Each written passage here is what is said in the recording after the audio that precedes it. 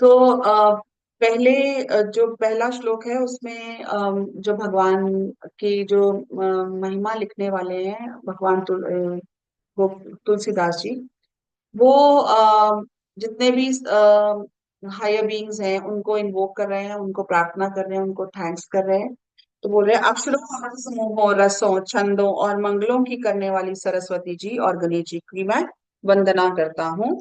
श्रद्धा और विश्वास के स्वरूप श्री पार्वती जी और श्री शंकर जी की मैं वंदना करता हूँ, जिनके बिना सिद्ध जन अपने अंतःकरण में स्थित ईश्वर को नहीं देख सकते। ज्ञानमय नित्य शंकर रूपी गुरु की मैं वंदना करता हूँ, जिनके आश्रित होने से ही टेढ़ा चंद्रमा भी सर्वत्र वंदित होता है। तो यहाँ पर वो भगवान शंकर को और माँ पार्वती को वंदना वंदना कर रहे हैं, उनको याद कर रहे हैं। और साथ में कह रहे हैं कि ज्ञान में नित्य शंकर रूपी गुरु की मैं वंदना करता हूँ। तो जो अल्टीमेट गुरु हैं, गुरुओं के गुरु देवों के देव, वो कौन है?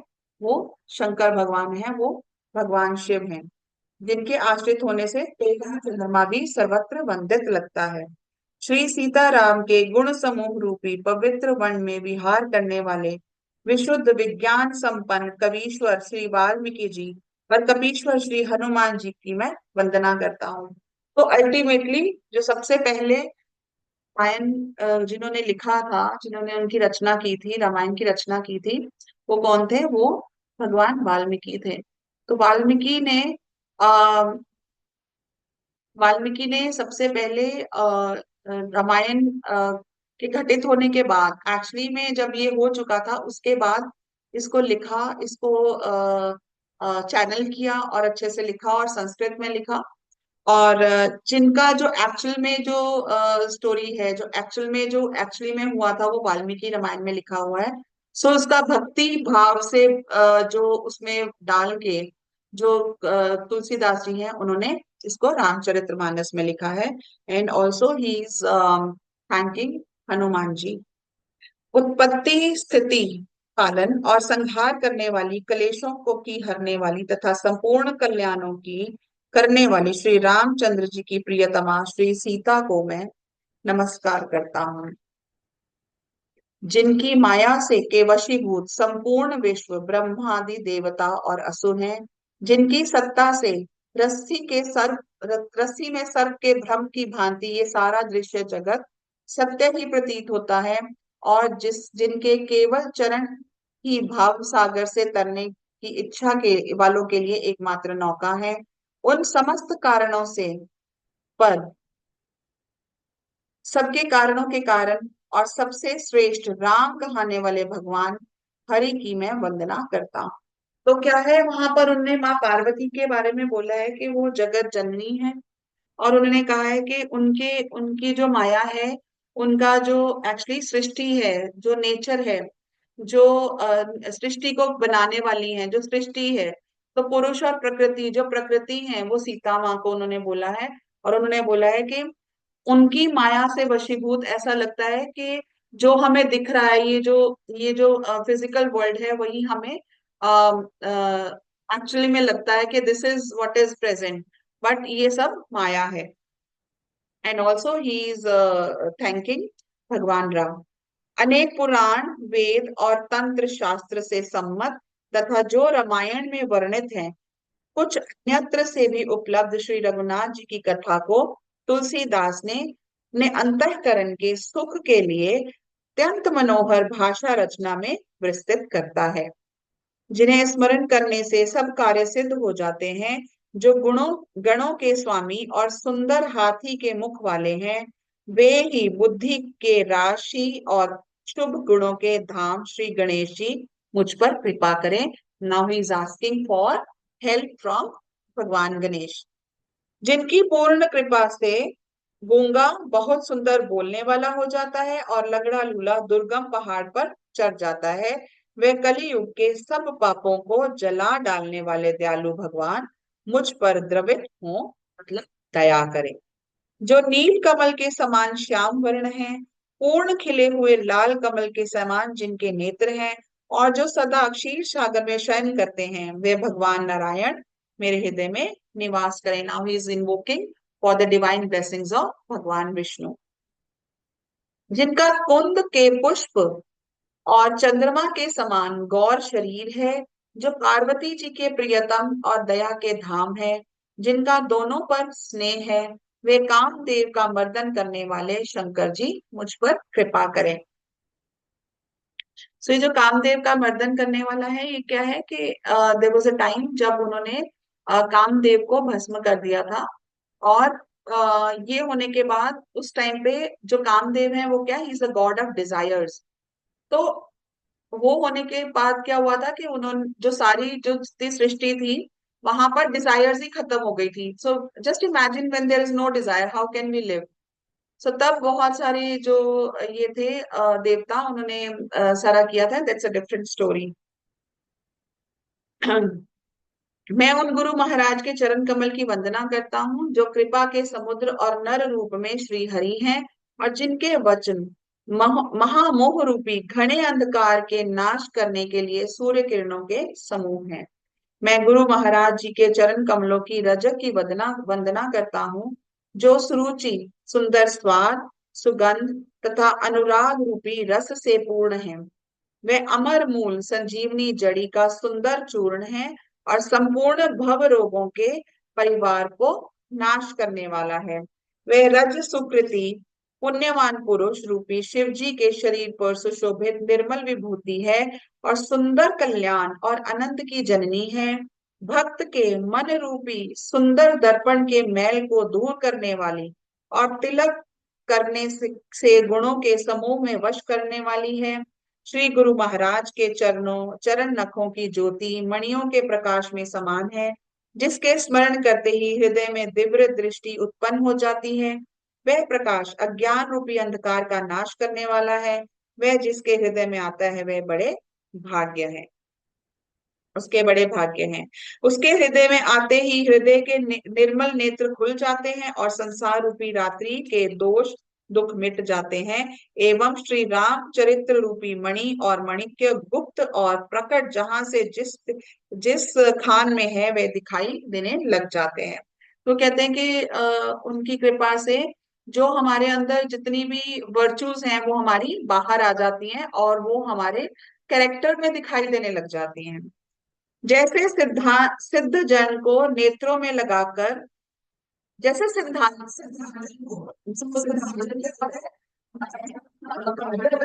जिसको लगाने से साधक सिद्ध और सुजान पर्वतों, वनों और पृथ्वी के अंदर कौतुक से ही बहुत सी खाने देखते हैं। श्री गुरु महाराज के चरणों की रज कोमल और सुंदर नयनामृत अंजन है, जो नेत्रों के दोषों का नाश करने वाला है। उस अंजन से विवेक रूपी नेत्रों के को निर्मल करके मैं संसार रूपी बंधन से छुड़वाने वाले रामचरित्र का वर्णन करता हूँ। पहले पृथ्वी के देवता ब्राह्मणों के चरणों की वंदना करता हूँ, जो अज्ञान से उत्पन्न सब संदेहों को हरने वाले हैं। फिर सभी गुणों की खान संत समाज के प्रेम सहित सुंदर वाणी से प्रणाम करता हूँ। संतों का चरित्र कपास के चरित्र जीवन के समान है, जिसका फल नीरस, विशद और गुणमय होता है। कपास की डोडी नीरस होती है, संत चरित्र में भी विषय शक्ति नहीं होती, इसलिए इससे भी वह नीरस है। कपास उज्जवल होता है, संत का हृदय भी। तो he is comparing the life of saint with the जो कपास, जो कॉटन का जो पौधा होता है उसके साथ वो कहता है कि वो देखने में नीरस होता है बट वो उज्ज्वला होता है। तो इसी तरह से जो संत होता है उसका भी हृदय जो है वो अंदर से उज्जवल होता है। कपास उज्जवल होता है, संत का हृदय भी अज्ञान और पाप रूपी अंधकार से रहित होता है, इसलिए वह विशद है। और कपास में गुण तंतु होते हैं, इसी प्रकार संत का चरित्र भी सद्गुणों का भंडार होता है, इसलिए वह गुणमय है।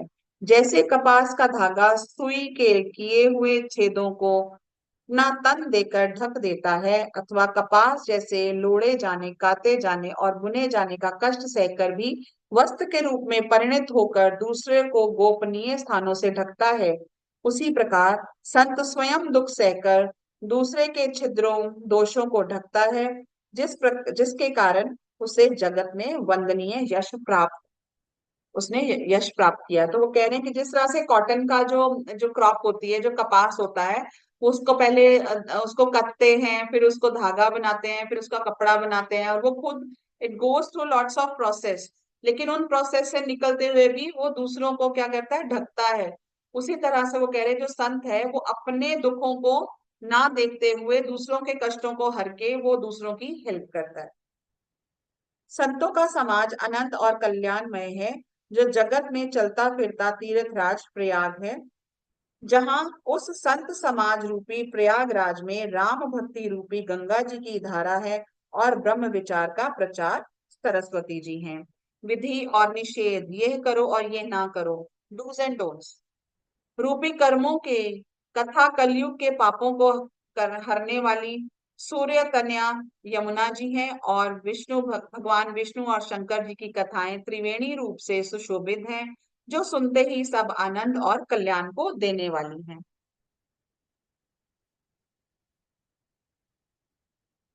उस संत समाज रूपी प्रयाग में अपने धर्म में जो अटल विश्वास है वह अक्षय वट है, और शुभ कर्म ही उस तीर्थ राज का समाज परिकर है।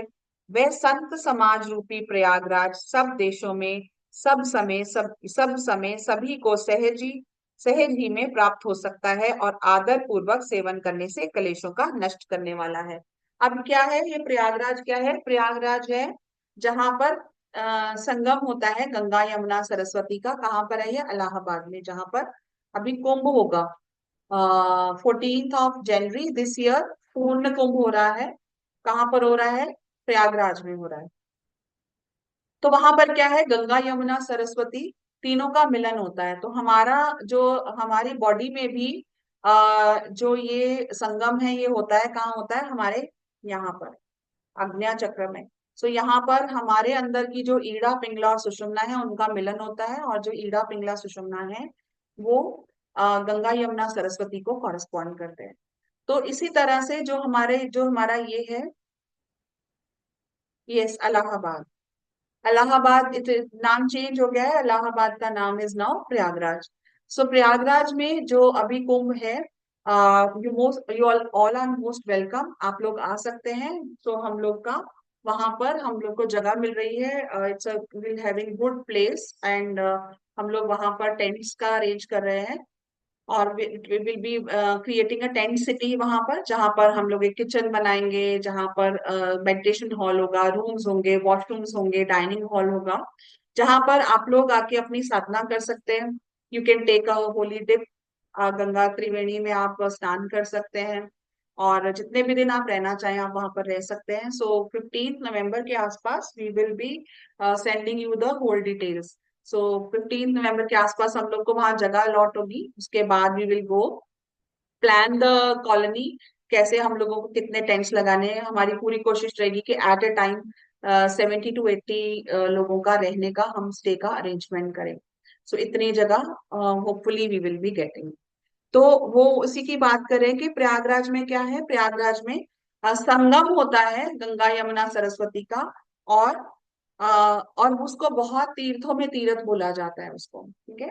तो वो कह रहे हैं, वो कंपेयर कर रहे हैं प्रयागराज को संत समाज से। जो तो संत समाज है वो भी सब देशों सब समय जो है वो कह रहे हैं कि सभी को सहज ही में प्राप्त हो सकता है, और आदर पूर्वक सेवन करने से क्लेशों और नष्टों का नष्ट करने वाला है। तो जब संतों का हम जब सत्संग करते हैं, जिसको हम सत्संग बोलते हैं, सत्संग इज नॉट ओनली भजन कीर्तन करना। सत्संग मीन्स जब हम जैसे अब हम कर रहे हैं, दिस इज सत्संग। अब हम बैठे हैं कहीं पर बैठ के, if you are chit chatting here and there about no gossiping about others, चार फ्रेंड्स बैठी हैं, this is gossiping. On the other hand जब हम बैठ के हम कोई भक्ति की बात कर रहे हैं, या हम कुछ पॉजिटिव टॉक्स कर रहे हैं, दैट इज सत्संग। तो वो उसी के साथ उसको कंपेयर कर रहे हैं। वह तीर्थराज अलौकिक अकथनीय एवं तत्काल फल देने वाला है, उसका प्रभाव प्रत्यक्ष है। जो मनुष्य इस संत समाज रूपी तीर्थराज का प्रभाव प्रसन्न मन से सुनते और समझते हैं, और फिर अत्यंत प्रेम पूर्वक इसमें गोते लगाते हैं, वे इस शरीर के रहते ही धर्म अर्थ काम मोक्ष चारों फल पा जाते हैं। तो चार पुरुषार्थ कहे गए हैं हमारे हिंदू सिस्टम में। धर्म, अर्थ, काम और मोक्ष। तो धर्म क्या है? धर्म वो है जो धारने योग्य है, जो हमें करना है। धर्म इज नॉट रिलीजन। यहाँ पर धर्म इज नॉट रिलीजन। ठीक है, धर्म है जो हमने करना है, जो हमने धारना है, जो हमने धारण किया हुआ है, जो मेरी ड्यूटीज हैं। जब मैं अपनी ड्यूटीज को पूरा करते, कहते हैं ना ये करना मेरा धर्म है, तो ये करना इट्स माय ड्यूटी। तो जो धर्म है वो ड्यूटी है। हमारी क्या ड्यूटीज हैं, हमारी सोसाइटी के लिए क्या ड्यूटीज हैं, हमारी अपने पेरेंट्स के लिए क्या ड्यूटीज हैं, हमारी मेरी फैमिली के लिए क्या ड्यूटीज हैं, हमारी मेरी कंट्री के लिए क्या ड्यूटीज हैं। दिस इज धर्म। ठीक है, तो धर्म, अर्थ, अर्थ इज काफी लोग इसको इससे भी ले लेते हैं, मटेरियलिस्टिक चीजों से भी। काम इज अगेन डिजायर्स, एंड मोक्ष क्या है? मोक्ष is liberation, liberation from anything which is not required. तो वो कहते हैं कि जो मनुष्य संत समाज रूपी तीर्थ राज का प्रभाव प्रसन्न मन से सुनते और समझते हैं, फिर अत्यंत प्रेम पूर्वक इसमें गोते लगाते हैं, वे इस शरीर के रहते ही धर्म, अर्थ, काम और मोक्ष को प्राप्त कर लेते हैं। तो उनको यहीं पर सब कुछ मिल जाता है। इस तीर्थ राज में स्नान का फल तत्काल ऐसा देखने में आता है जैसे कौवे कोयल बन जाते हैं और बगुले हंस। तो वो कहते हैं कि ये जो तीर्थ राज है, ये जो सत्संग है, ये जो हम संतों का जो उनके साथ जो हम कंपनी करते हैं, उनके साथ जो हम रहते हैं, तो उसमें क्या है, कौवे जो हैं वो कोयल बन जाते हैं, बगुले क्या है, हंस बन जाते हैं। ये क्योंकि सत्संग की महिमा छिपी नहीं है। तो सत्संग जो है, having positive talks, this is सत्संग। हम लोग फाउंडेशन में बैठते हैं, हम लोग कुछ डिस्कशंस करते हैं, हम लोग अपनी लाइफ के लिए कुछ डिस्कशंस करते हैं, पॉजिटिव डिस्कशंस करते हैं, दैट इज ऑल्सो सत्संग। ठीक है, तो वो कहते हैं कि जो सत्संग है उसकी महिमा बताइए, कि वो तीर्थ राज में स्नान करने के बराबर क्या है, हमारी सत्संग की महिमा बताइए। वाल्मीकि जी की, नारद जी की और नारद वाल्मीकि जी, नारद जी और अगस्त्य जी ने अपने अपने मुखों से अपनी होनी कही है, मतलब अपने जीवन का वृतांत कहा है। जल में रहने वाले, जमीन पर चलने वाले और आकाश में विचरने वाले नाना प्रकार के जड़ चेतन जीव, जितने जीव इस जगत में हैं, उनमें से उनमें से जिसने जिस समय जहां कहीं भी जिस किसी भी यत्न से बुद्धि, कीर्ति, सद्गति, विभूति, ऐश्वर्य और भलाई पाई है, सो सब सत्संग का ही प्रभाव समझना चाहिए। तो वो कह रहे हैं कि आज तक जिंदगी में किसी को भी कुछ भी पॉजिटिविटी अगर लाइफ में आई है, that is the result of सत्संग। वेदों में और लोक में इनकी प्राप्ति का दूसरा कोई उपाय नहीं है। सत्संग के बिना विवेक नहीं होता, और श्री राम जी की कृपा के बिना वह सत्संग सहज में मिलता ही नहीं। वो कहते हैं सत्संग जो है वहीं से हमें विजडम आती है, और श्री राम की कृपा के बिना हमें सत्संग नहीं मिल सकता। सत्संगति नंद और कल्याण की जड़ है। सत्संग की सिद्धि प्राप्ति ही फल है, और सब साधन तो फूल हैं। तो कहते हैं कि जब तक हम सत्संग करते हैं, जो सत्संग वो बेसिकली सत्संग की वो महिमा बता रहे हैं, उसकी इंपॉर्टेंस बता रहे हैं। दुष्ट भी सत्संग बड़ी पाकर सुधर जाते हैं, जैसे आलस के स्पर्श से लोहा सुहावना हो जाता है, सुंदर सोना बन जाता है। जैसे देव योग से यदि कभी सज्जन को संगति में पड़ जाते हैं, तो वे भी वहां की सांप की मणि के समान और गुणों का ही अनुसरण करते हैं। अर्थात जिस प्रकार सांप का संसर्ग पाकर भी मणि उसके विष को ग्रहण नहीं करती तथा अपने सहज गुण प्रकाश को नहीं छोड़ती, उसी प्रकार साधु पुरुष दुष्ट कर्मों के संग में रहकर भी दूसरों को प्रकाश ही देते हैं, दुष्टों का उन पर कोई प्रभाव नहीं पड़ता। तो कहते हैं जब हम सत्संग करते हैं, तब हमारा ऑरा इतना बेसिकली स्ट्रांग हो जाता है, हमारे अंदर वो एनर्जीज इतनी ज्यादा समा जाती हैं, कि अगर हम आसपास भी कहीं जाते हैं और कहीं नेगेटिविटी है, तो वो जो नेगेटिविटी है वो हमें इम्पैक्ट नहीं करती। तो कहते हैं सांप के जो पास जो मणि रहता है, वो सांप के अंदर जो जहर है वो उस मणि को डिस्टर्ब नहीं करता है, उसको खराब नहीं करता है। उसी तरह से जब हम सत्संग करते हैं, और जो आसपास की हमारी नेगेटिविटी है वो भी हमें इम्पैक्ट नहीं करती। ब्रह्मा, विष्णु, शिव, कवि और पंडितों की वाणी भी संत महिमा का वर्णन करने में सकुचाती है। वह मुझे किस प्रकार नहीं कही जाती, जैसे साग तरकारी बेचने वाले से मणियों की गुण समूह नहीं कहे जा सकते। मैं संतों को प्रणाम करता हूँ जिनके चित्त में समता है, जिनका ना कोई मित्र है और ना शत्रु। जैसे अंजलि में रखे हुए सुंदर फूल, जिस हाथ ने उनको तोड़ा और जिसने उनको रखा, उन दोनों ही हाथों को समान रूप से सुगंधित करते हैं, वैसे ही संत शत्रु और मित्र दोनों का ही समान रूप से कल्याण करते हैं। वो संतों की अब क्वालिटी बता रहे हैं। वो कहते हैं जो फूल होते हैं ना, जब फूल को प्लक करते हैं तो जिसने फूल तोड़ा और जिसके हाथ में है, दोनों को उतनी ही फ्रेग्रेंस देते हैं। वो ये नहीं सोचते कि इसने मेरे को तोड़ा तो मैं इसको फ्रेग्रेंस ना दूं। तो कहते हैं संत भी ऐसे ही हैं कि वो हर एक को सुगंधी देते हैं, हर एक को पॉजिटिविटी ही देते हैं। संत सरल हृदय और जगत के हितकारी होते हैं। उनके ऐसे स्वभाव और स्नेह को जानकर मैं विनय करता हूँ। मेरी इस बाल विनय को सुनकर कृपा करके श्री राम जी के चरणों में मुझे प्रीति दें। अब यहाँ पर मुझे अगेन गुरु जी की एक story, I don't know I have shared it with you और नॉट। तो तो एक बार ही कुछ ऐसा हुआ कुछ दिन पहले कि there was somebody who was trying to let me down all the time. तो काफी मुझे लेट डाउन किया जा रहा था। एंड मैं गुरुजी से शेयर कर रही थी, तो मैंने कहा गुरुजी ऐसे ऐसे ये तो मुझे बहुत ज्यादा मिसबिहेव कर रहे हैं, तो मेरे को इनसे बात नहीं करनी।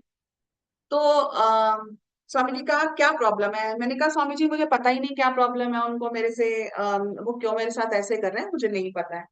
तो मैंने थोड़ा अपने आप को, मैंने कहा मैंने डिस्टेंस कर लिया स्वामी जी, मैं थोड़ा सा, वो बात नहीं कर रहे हैं तो मैं भी एफर्ट नहीं कर रही हूँ उनके साथ बात करने के लिए। फिर स्वामी जी ने मुझे एक स्टोरी सुनाई।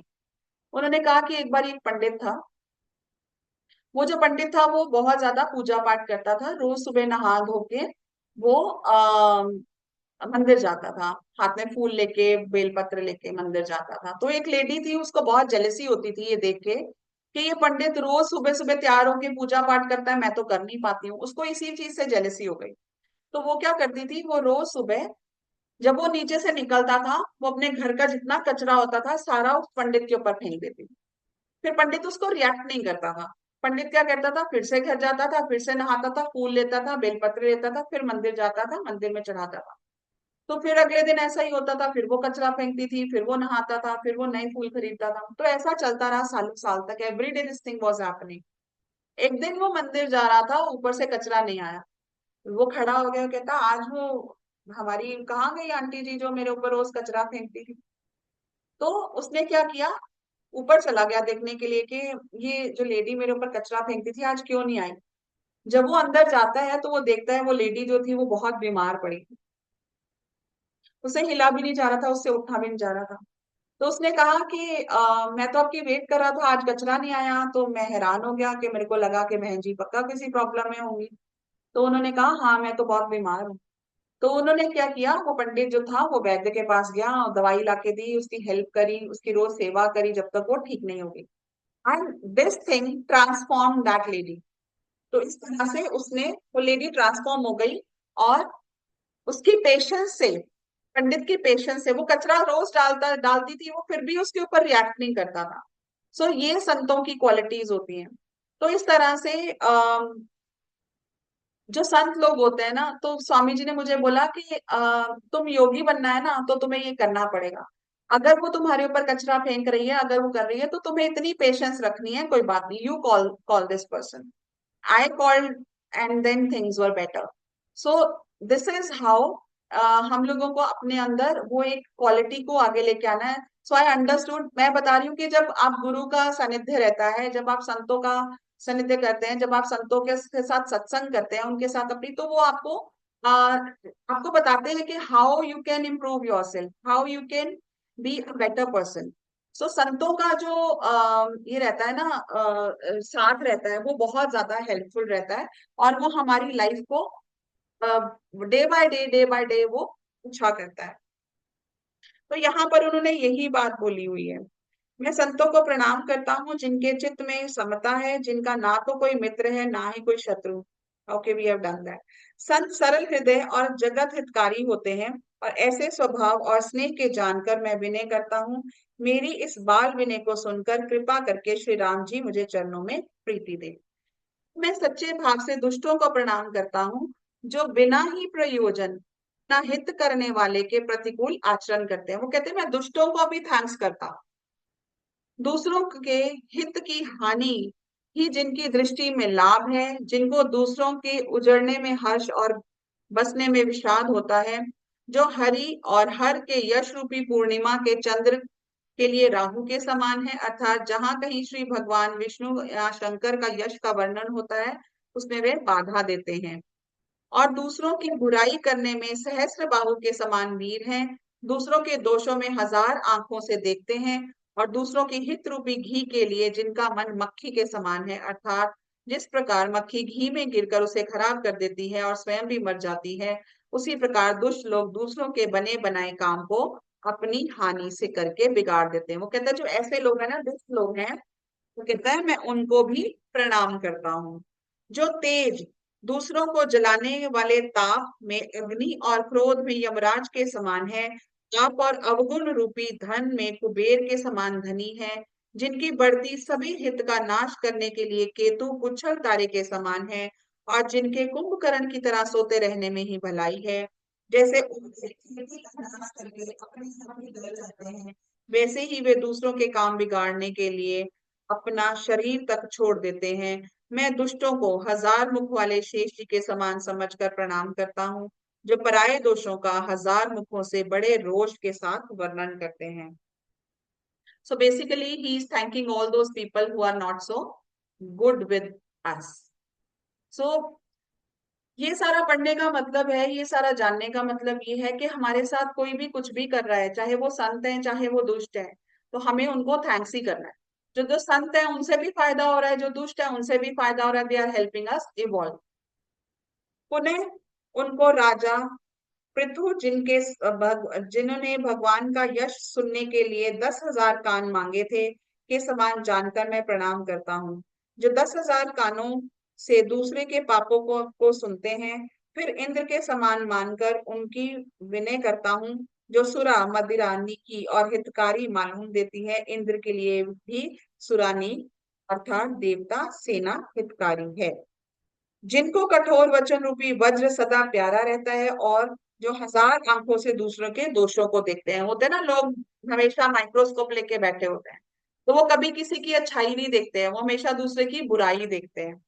दुष्टों की ये रीति है कि वे उदासीन शत्रु अथवा मित्र किसी का भी हित सुनकर जलते हैं। यह जानकर दोनों हाथ जोड़कर ये जन प्रेम पूर्वक उनसे विनय करता है। तो वही वो ये वही स्टोरी है जो वो लेडी को, जैसे वो पेशेंस रख के वो अपने मन में बिल्कुल कोई वो फीलिंग नहीं लेके आता था कि रोज मेरे ऊपर कचरा फेंकती है। तो इसी तरह से वो कह रहे हैं कि ऐसे जो लोग हैं जो हमारी प्रॉब्लम्स क्रिएट करते हैं या हमारे दोषों को उजागर करते हैं, तो उनको भी ही इज थैंकफुल। मैंने अपनी ओर से विनती की है, परंतु अपनी ओर से कभी नहीं चुकेंगे। तो वो को बड़े प्रेम से पालिए, परंतु वो क्या कभी मांस के त्यागी हो सकते हैं? जब मैं संत और असंत दोनों के चरणों की वंदना करता हूँ, दोनों ही दुख देने वाले हैं, परंतु उनमें कुछ अंतर कहा गया है। वह अंतर ये है कि एक संत तो बिछुड़ते समय प्राण भर लेते हैं, और दूसरे असंत मिलते हैं जो दारुण दुख देते हैं, अर्थात संतों का बिछुड़ना मरने के समान दुखदाई होता है और असंतों का मिलना। तो कहते हैं संत जब मिलते हैं, जब बिछुड़ते हैं तब वो दुख देते हैं, लेकिन असंत जो है वो जब मिलते हैं तब दुख देते हैं। दोनों संत और असंत जगत में एक साथ पैदा होते हैं, पर एक साथ पैदा होने वाले कमल और जोंक की तरह उनके गुण अलग अलग होते हैं। तो जो जोंक होती है ना, वो भी उसी कीचड़ में पैदा होती है जहां कमल पैदा होता है। वो कहते हैं दोनों के पैदा वो वही होते हैं, लेकिन उनके गुण जो है वो अलग अलग हैं, उनकी क्वालिटीज अलग अलग हैं। कमल दर्शन और स्पर्श से समान मृत्यु रूपी संसार से उबारने वाला, सॉरी, कमल दर्शन और स्पर्श से सुख देता है, और जोंक शरीर का स्पर्श पाते ही रक्त को चूसने लगता है। साधु अमृत के समान मृत्यु रूपी संसार से उबारने वाला, और असाधु मदिरा के समान मोह प्रमाद और जड़ता उत्पन्न करने वाला है। दोनों को उत्पन्न करने वाला जगत रूपी अगाध समुद्र एक ही है। शास्त्रों में समुद्र मंथन से अमृत और मदिरा दोनों की उत्पत्ति बताई गई है। वो कहते हैं इस संसार में हर तरह के लोग होते हैं। इसी संसार में अच्छे लोग भी होते हैं, इसी संसार में बुरे लोग भी होते हैं। भले भले और बुरे अपनी अपनी करनी के अनुसार सुंदर यश और अपयश की संपत्ति पाते हैं। अमृत, चंद्रमा, गंगा जी और साधु एवं विष, अग्नि, कलयुग के पापों की नदी अर्थात कर्मनाशा और हिंसा करने वाला व्याध, इन गुण अवगुण सब कोई जानते हैं, किंतु जिसे जो भाता है उसे वही अच्छा लगता है। भला भलाई ही ग्रहण करता है और नीच नीचता को ही ग्रहण करके किए रहता है। अमृत की सराहना अमर करने में होती है और विष की मरने में। दुष्टों के पापों और अवगुणों और साधुओं के गुणों की कथाएं दोनों ही अपार और अथाह समुद्र हैं। इससे कुछ गुण और दोषों का वर्णन किया है, क्योंकि बिना पहचाने उनका ग्रहण या त्याग नहीं हो सकता। भले बुरे सभी ब्रह्मा के पैदा किए हुए हैं, पर गुण और दोषों को विचार कर वेदों ने उनको अलग अलग कर दिया है। वेद, इतिहास और पुराण कहते हैं कि ब्रह्मा की यह सृष्टि गुण अवगुणों से सनी हुई है। सो जहां पर अवगुण है वहां पर अवगुण भी हैं, जहां पर अच्छे लोग हैं वहां पर बुरे लोग भी हैं। दुख सुख, पाप पुण्य, दिन रात, साधु असाधु, सुजाति कुजाति, दानव देवता, उच्च नीच, अमृत विष, सुजीवन सुंदर जीवन, मृत्यु, माया ब्रह्म, जीव ईश्वर, संपत्ति दरिद्रता, रंग राजा, काशी मगध, गंगा कर्मनाशा कर्मनाशा, मारवाड़ मालवा, ब्राह्मण कसाई, स्वर्ग नरक, अनुराग वैराग्य, ये सभी पदार्थ ब्रह्मा की सृष्टि में हैं। वेद शास्त्रों ने उनके गुण दोषों का विभाग कर दिया है।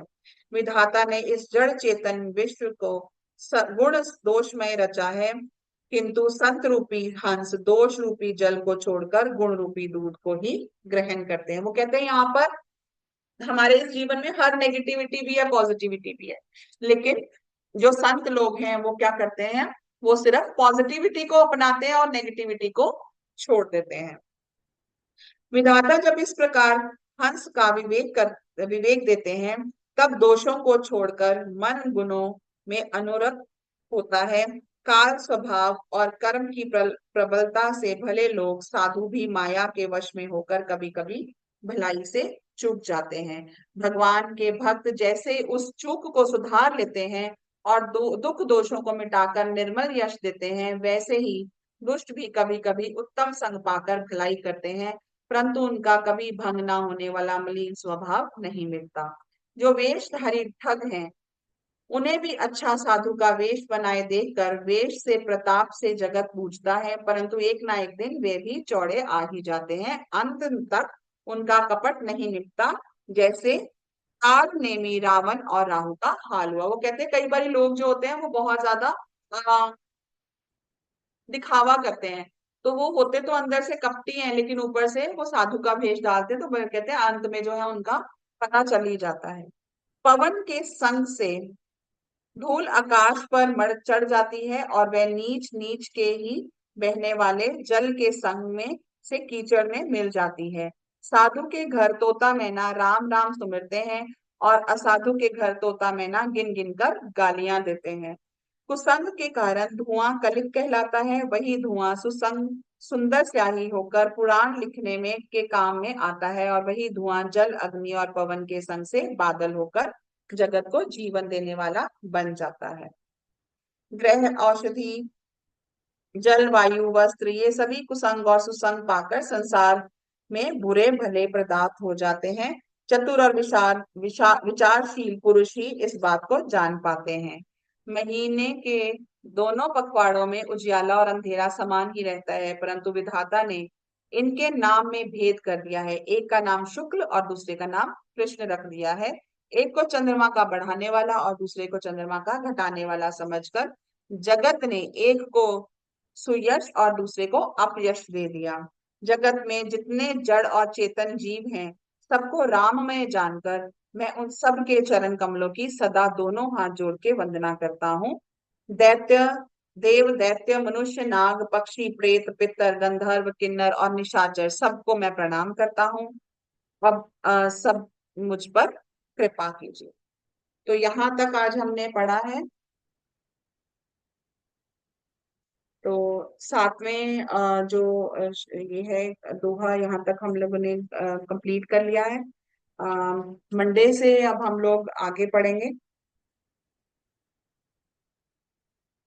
अब हम आरती कर लेते हैं।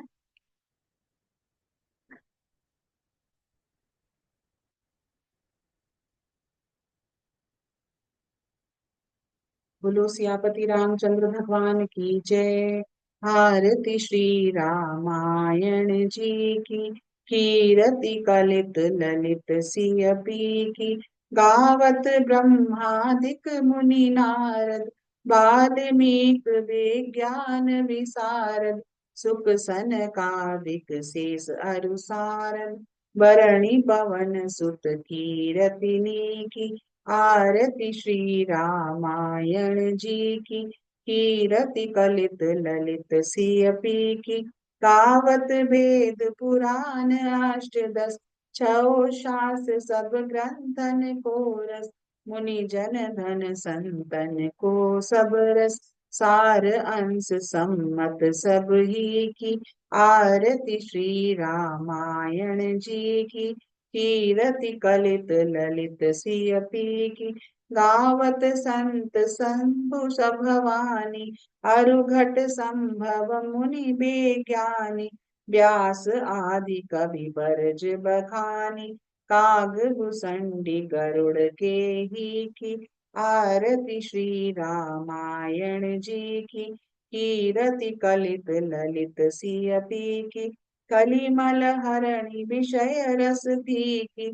सुभग सिंगार मोक्ति जुगती की। गलन रोग भर मूर अमी की। तात मात सब विधि तुलसी की। आरती श्री रामायण जी की। कीरति कलित ललित सियपी की। बोलो सियापति रामचंद्र भगवान की जय। पवन सुत हनुमान की जय।